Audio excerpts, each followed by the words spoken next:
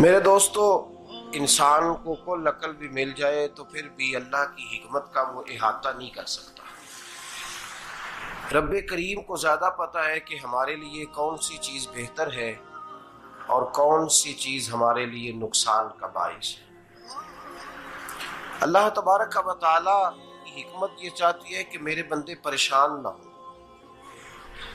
رب یہ چاہتا ہے کہ میرے بندے کسی جگہ پہ بھی دقت اور پریشانی کا شکار نہ ہو، تو اللہ تبارک و تعالی نے راہ اعتدال اختیار کرنے کا حکم ارشاد فرمایا کہ تم اعتدال کے رستوں پہ چلو، معتدل زندگی گزارو، افراط و تفریط سے بچو۔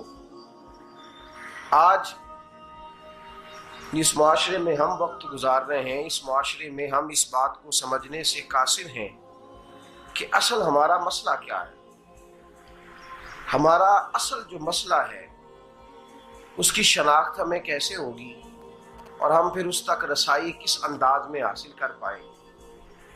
ہم ہمیشہ اپنی آمدن بڑھانے کے چکر میں رہتے ہیں، ایک کام اور شروع کر لیں، پارٹ ٹائم جاب شروع کر لیں، کوئی سائیڈ بزنس اس کا آغاز کر لیں۔ ہماری جو دوڑ لگی ہوئی ہے وہ لگی ہے کام بڑھانے میں، آمدن بڑھانے میں، حالانکہ اسلام ہمیں یہ کہتا ہے کہ تو آمدن بڑھانے کے چکر میں نہ پڑ، اصل بات یہ ہے کہ تو اپنے خرچے کنٹرول کر۔ تنگ انسان وہ نہیں ہوتا جس کی آمدن تھوڑی ہوتی ہے، یہ توجہ کیجیے گا میری بات، یہ قیمتی بات ہے اور گفتگو ساری کا لب لباب ہے۔ تنگ بندہ وہ نہیں ہوتا جس کی آمدن تھوڑی ہوتی ہے، اصل پریشان وہ ہوتا ہے جس کے خرچے زیادہ ہوتے ہیں۔ اور ہمارا جو روز مرہ کا نقصان ہو رہا ہے نا، وہ آمدن کے معاملات میں نہیں ہو رہا۔ بنیادی نقص جو واقعہ ہو رہا ہے وہ یہ ہے کہ ہمارے اخراجات زیادہ ہیں، اور وہ اخراجات کسی اور نے نہیں بڑھائے، وہ خرچے ہم نے خود بڑھا لیے ہیں اور اب ہمیں اس کا نقصان بھگتنا پڑ رہا ہے۔ اور اگر آپ صحیح معنوں میں ٹٹولیں تو جو بہت امیر لوگ ہیں وہ تو ان خرچوں سے بچ گئے۔ میں نے بہت سارے ایسے ختمات میں شرکت کی ہے، میں بہت ساری ایسی جگہوں پہ گیا ہوں کہ جہاں لوگوں نے بڑا مختصر سا ختم دلایا ہے تو ہو گیا ہے ختم۔ ختم کے معاملے میں کب کسی نے پابندی لگائی ہے کہ اس میں 200 آدمی شریک ہوگا تو تب یہ سال ثواب صحیح ہو سکے گا؟ کون کہتا ہے؟ یا شادی کے موقع پر اگر سارے بہن بھائیوں کو نہ بلایا گیا تو میری شادی پایہ تکمیل تک نہیں پہنچے گی، اس میں برکت نہیں ہوگی، یہ کس نے فتویٰ دیا ہے؟ معتدل زندگی کا اسلام حکم دیتا ہے۔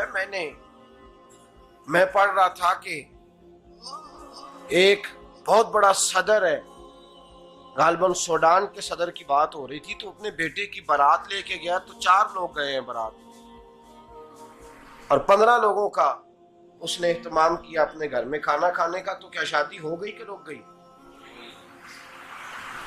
تو بھائی راگ الاپنا اس بات کا کہ بڑی پریشانی ہے، کوئی سائیڈ بزنس شروع کیا جائے فلان جگہ فلان جگہ فلان جگہ، تو اصل معاملہ یہ ہے کہ پہلے ایک بندہ کماتا ہے تو پھر بھی گھر ہی چلتا ہے، پھر بڑا بیٹا ساتھ شامل ہوتا ہے تو پھر بھی گھر ہی چلتا ہے، پھر منجلا بیٹا شامل ہوتا ہے تو پھر بھی گھر ہی چلتا ہے۔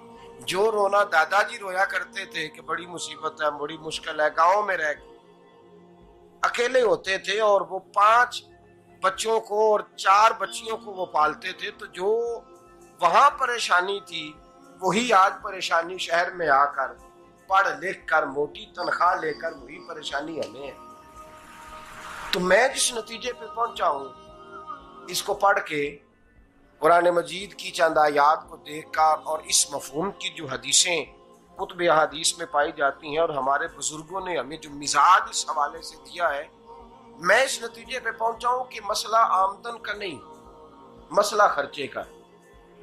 ہمارے خرچے بنیادی طور پر زیادہ، اور اگر پھر ہم زیادہ بوجھ خواتین پہ ڈالتے ہیں کہ وہ مطالبے زیادہ کرتی ہیں، اور اگر آپ مجھ سے پوچھیں تو خواتین کی بھی اگر کسی جگہ کوئی عادت خراب ہوتی ہے تو اس میں اصل کردار اس کا ہوتا ہے جو وہ عادت خراب تو کیوں اپنے گلے سے اتار کے آپ کسی کے گلے میں بات ڈالنے کے چکر میں ہیں؟ وہ خواتین کی طبیعت نہیں ایسی ہے. اصل بات یہ ہے کہ ہم نے عادت ڈالی ہے، ہم نے یہ مزاج ان کو دیا ہے تو ان کا بنا ہے، نہ کیسے بن سکتا.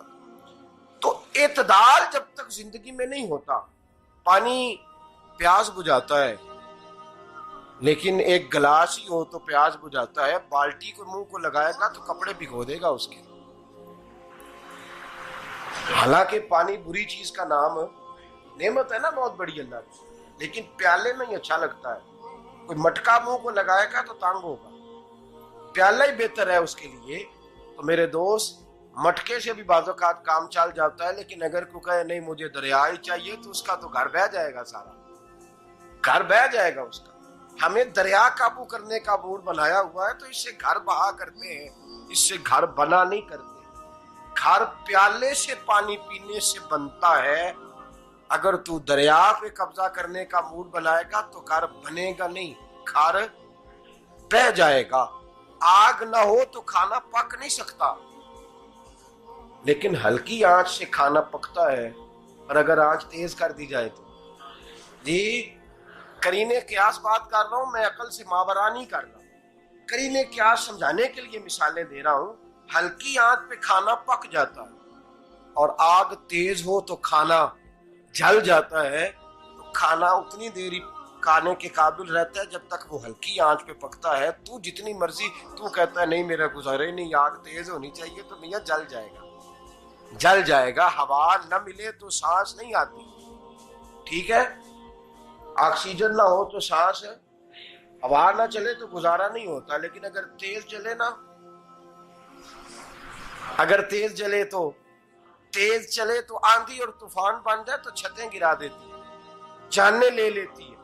ہم ہیں طوفان کے چکر میں، ہم ہیں دریا کے چکر میں، ہم ہیں بڑے لاؤ کے چکر میں. تو میاں ہلکی آنچ ہی اچھی ہے، یاد رکھ. اور ایک گلاس پانی کا اعتدال سے ملتا رہے تو وہی ملتا رہے، ضرورت کے وقت وہی بہتر ہے. تو پورے دریا پہ قبضہ کرنے کا پروگرام نہ بنا، تانگ ہو جائے گا. اور میرے عزیز یاد رکھ، ہوا سانس لینے کے مطابق ملے تو وہی اچھی ہے، جو سانس بند کرنے پہ آ جائے وہ ہوا اچھی. ہم نے چکر چلا لیا ہے کہ زیادہ پیسہ، راتوں رات پیسہ، لمبا پیسہ، یہ پلاٹ بھی میرا، وہ پلاٹ بھی میرا، گجرانوالا بھی، گجرات بھی، لالا موسیٰ کھاری اور پنڈی تک جہاں میں جاؤں میرے نام کی تختیاں لگی ہوئی ہونی چاہیے. اسلام منع